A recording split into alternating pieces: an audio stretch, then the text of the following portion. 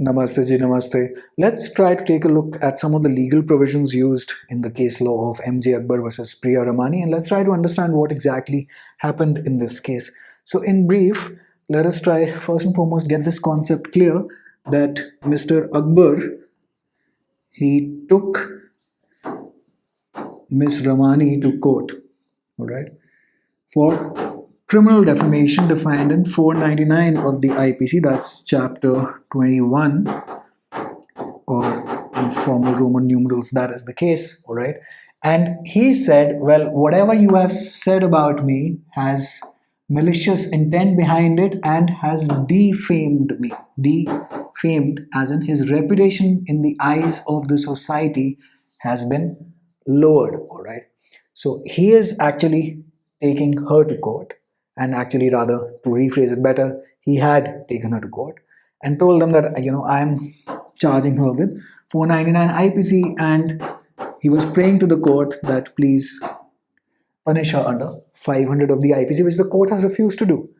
So technically and legally speaking, Ramani hasn't won any case, but MJ Akbar lost one, and lost a big one, in fact. And why do I say that? Because see, she was accused of defaming him. Her winning this case doesn't mean that he did anything.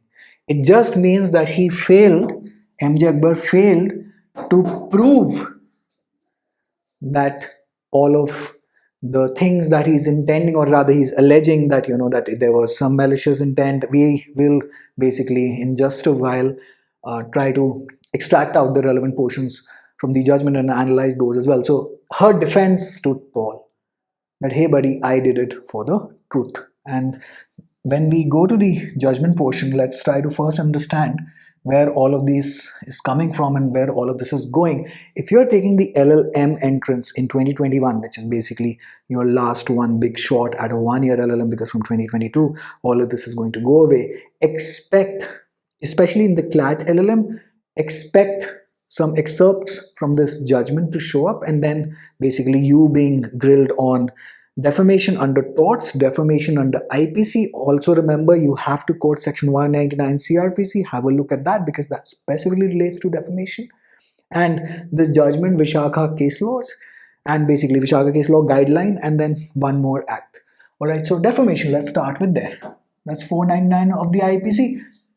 Chapter 21, as I said before, chapter 20 is offenses relating to marriage. We are at the very end of the IPC where all of this is given. And where is, for the LLB and LLM entrance people, where is amendment of the constitution given? That's given part 20. All of that, you can connect it via this method and maybe try to remember it, because you have to.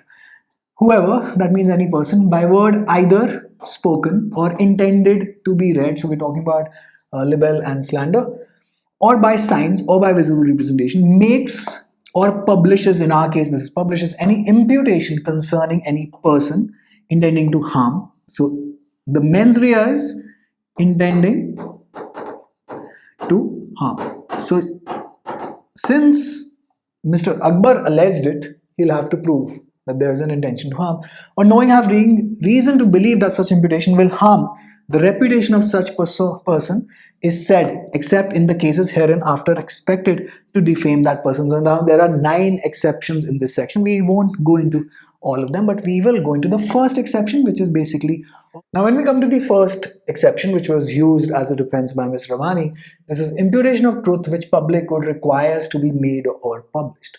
It is not defamation to impute anything which is true concerning any person, if it be for the public good. So this is what she's used, that I'm trying to save other women, I'm trying to tell that such incidents keep on happening at workplaces, and if there are people such as the guy mentioned, well, then it can be trouble. So she used this defense, which is expressly given in IPC 499. That's the first exception out of 9. Whether or not it is for the public good is a question of fact, and this is what the court went into. And okay, just made a quick edit there so that this fits better on the screen. Any which way, Ramani had resorted to a series of maliciously fabricated allegations which was diabolically and viciously spread by her by using media. She has intentionally put forward malicious, fabricated, and salacious imputations to harm the reputation of the complainant. This is what basically is being alleged in this complaint.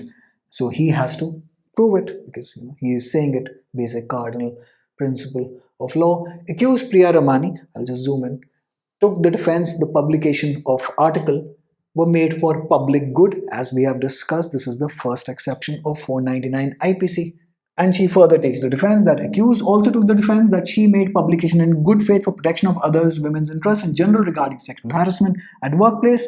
Accused contended that the publication covered under exception 1, 3, and 9 of the section 499 of IPC. If you are taking a law entrance this year to 2021, please cover out exception 1, 3, and 9 at least for your law entrance ka purpose, because that will most likely show up. Now there's another character that I want to mention, that's Ghazal Wahab.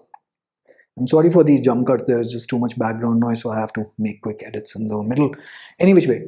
So this how a judge works basically.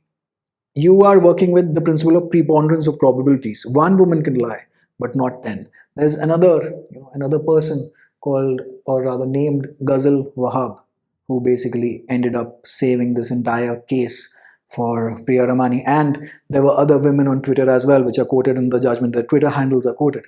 Now you see, one can lie. How about 10?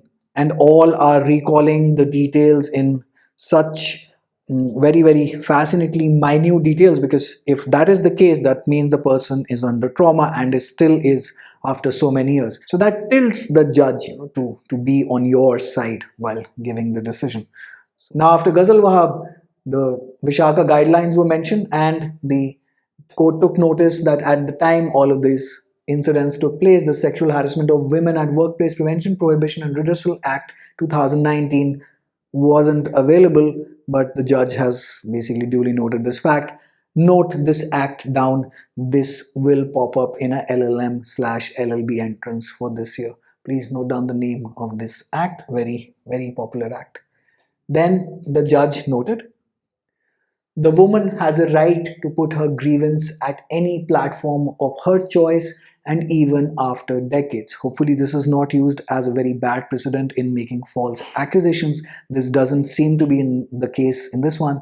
Therefore, the judge has sided with the accused. It is shameful that the incidents of crime and violence against women are happening in the country. So he goes on to quote Mahabharat, Ramayana, and Jatayu. Some people are, as soon as they hear these words, they become very critical.